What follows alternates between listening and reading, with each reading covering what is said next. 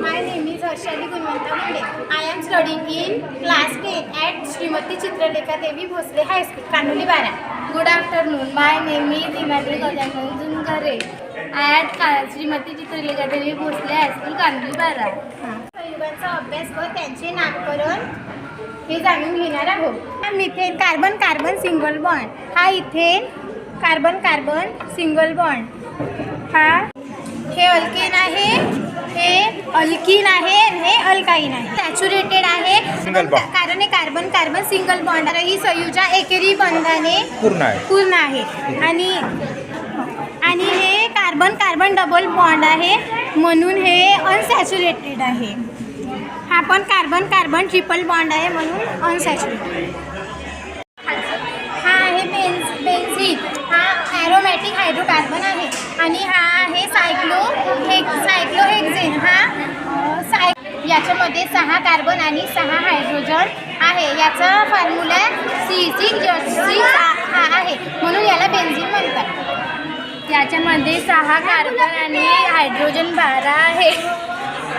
याच्यामध्ये 6 कार्बन आणि 12 हायड्रोजन आहे म्हणून याच्यामध्ये 15 बॉन्ड आहे आणि याच्यामध्ये 18 बॉन्ड आहे. Alternate double bond single bond असं आहे. हे नाही, हे सिंगल बॉन्ड असं आहे.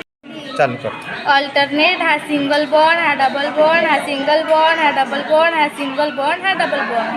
पूर्ण सिंगल बॉन्ड आहे म्हणून याला सायक्लोहेक्झेन म्हणतात. याचा फॉर्म्युला आहे C6H12.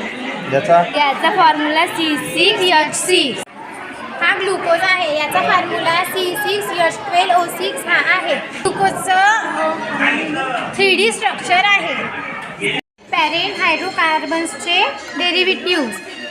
हा एक क्लोरीन लावला तर क्लोरोमिथेन, 2 क्लोरीन लावले तर डायक्लोरोमिथेन आणि 3 क्लोरीन लावले तर ट्रायक्लोरोमिथेन. 4 क्लोरीन लावला तर टेट्राक्लोरोमिथेन.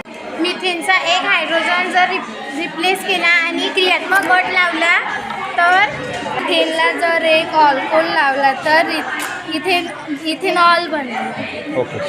हा इथेन आहे. Carbon carbon single bond. हा सिग्मा बॉन्ड आहे म्हणून हा स्ट्रॉंग आहे. आणि हा इथीन आहे. कार्बन कार्बन डबल बॉन्ड आहे म्हणून एक सिग्मा आहे, एक पाय बॉन्ड आहे म्हणून हा स्ट्रॉंगर आहे. थाईन आहे. Carbon carbon triple bond. एक सिग्मा बॉन्ड आहे आणि 2 पाय बॉन्ड आहे म्हणून हा सर्वात स्ट्रॉंगेस्ट बॉन्ड. हा आहे इथेन. याचा एक हायड्रोजन रिप्लेस करून जर COOH लावला तर इथेनॉइक ॲसिड किंवा ॲसिटिक ॲसिड बनेल. CH3CH2COOH. हा आहे क्लोरोइथीन. हा आहे क्लोरोइथीन. हा आहे क्लोरोइथेन. हा आहे क्लोरोइथीन आणि हा आहे क्लोरोइथाईन. हा आहे इथाईन. याच्या बहुवार्षिकी करण्यातून ही पॉलिथिलीन तयार झाली आहे. जर याच्यात क्लोरो टाकला तर हा क्लोरोबेन्झीन बनतो. हा सायक्लोहेक्झेन आहे. याच्यात जर क्लोरीन टाकलं तर हा क्लोरोसायक्लोहेक्झेन बनते. 2 क्लोरीन टाकले तर हा डायक्लोरोबेन्झीन बनतो. आणि याच्यात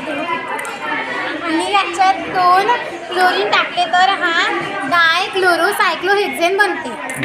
हा सोडियम बायकार्बोनेट आहे. याचा फॉर्म्युला NaHCO3 हा आहे कारण हा हायड्रोजन सोबत पण नाही आहे म्हणून हा इनऑर्गॅनिक आहे.